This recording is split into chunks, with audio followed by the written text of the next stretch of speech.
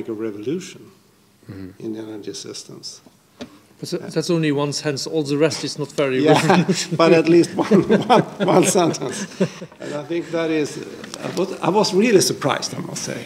But on the other hand, I would say that indeed a revolution has started.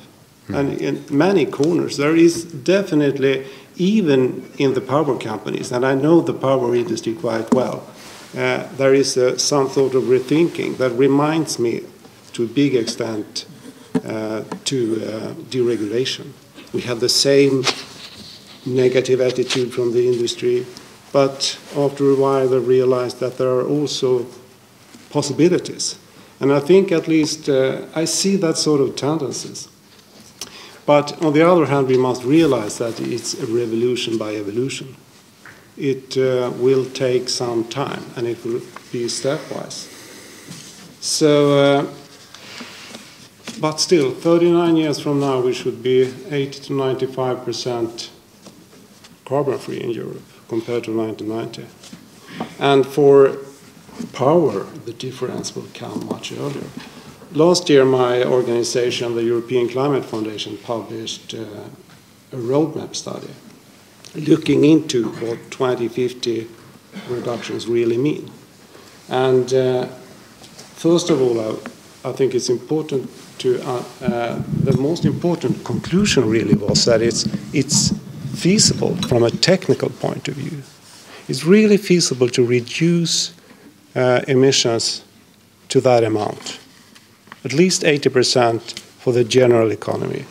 But that at the same time means that electricity will have to go carbon-free, more or less. Perhaps the last percentage can be discussed or handled by sinks. But electricity is an important tool for bringing down emissions.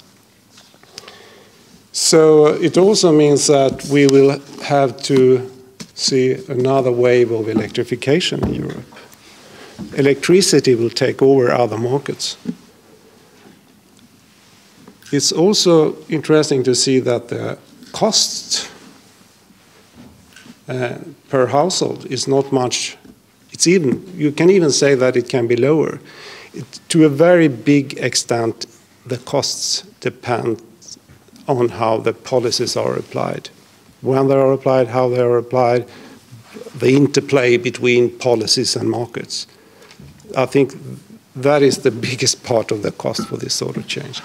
But on a household level, the calculations we made show that 2050, the cost can be probably lower for households. But what needs to happen is an enormous investment wave. Capital expenditure will have to be doubled if we start early. If we start late, 10 years later, it will even be more, perhaps up 200%. So it's to a very big extent both efficiency, renewables, biofuels, whatever, it's about investments.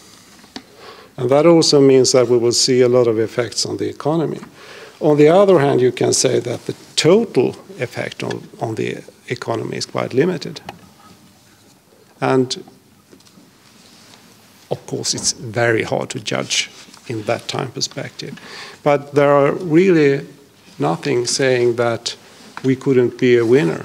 Europe can be a winner in many respects by being in the forefront and driving this sort of development. I think it's important to also to understand that it's not just about generation and energy sources. It's to a very big extent about infrastructure, because how we can use renewables, and I think it will be, infrastructure will be more and more critical when the volume grows. And the